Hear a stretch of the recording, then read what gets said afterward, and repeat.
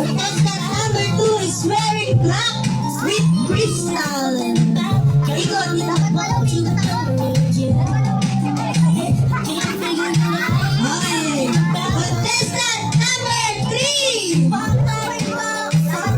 Contestant number 3 is wearing floral. Floral with yellow. Okay. Contestant number 4. Contestant number 4 is wearing red with black ribbon and crystal clear.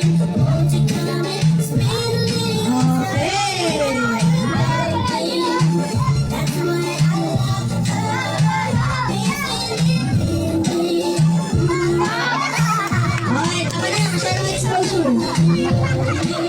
Next, contestant number 5 is wearing Cinderella dress with crystal earrings.